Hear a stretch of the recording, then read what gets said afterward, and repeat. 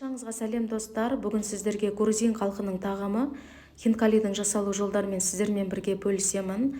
Осы рецептпен жасайтын болсаңыздар өте сочный болып шығады достар. Видеоны соңына дейін қараңыздар. Енді біз біріншіден қамырын жасап аламыз достар. Бізге жұмыртқа, тұз және де бөлме температурасында су қажет болады. Барлығын салып, араластырып, ерігенше араластырамыз.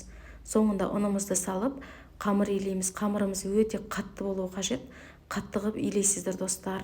Сосын илеп болғаннан кейін көлеңкеге салып мұздатқышқа 10-15 минутқа қалдырамыз достар. Енді мен қамырымыз дайын болғанша ішіндегі салмасын жасайтын боламыз. Бізде тартылған етке тұз, қара бұрышты салып және де үкіштен өткізілген жуаны салып, барлығын араластырып дайындап қоямыз достар. Енді қамырымыз дайын болды. Осы қамырымызды бірнеше бөліктерге бөлеміз. Өте кішкене болу қажет.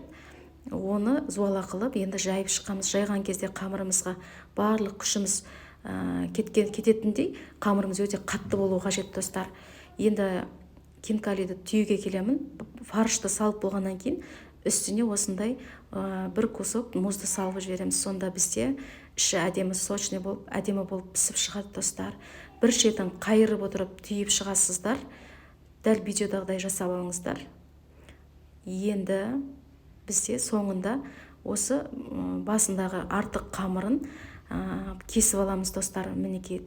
Енді қайнап тұрған суымызда 15-20 минутта пісіреміз. Бір қайнағаннан кейін кішкене отта, орташа отта пісіріп шығасыздар достар. Осы видео сіздерге толықтай ұнайтынына мен сенімдімін достар. Сау болыңыздар. Ас болсын.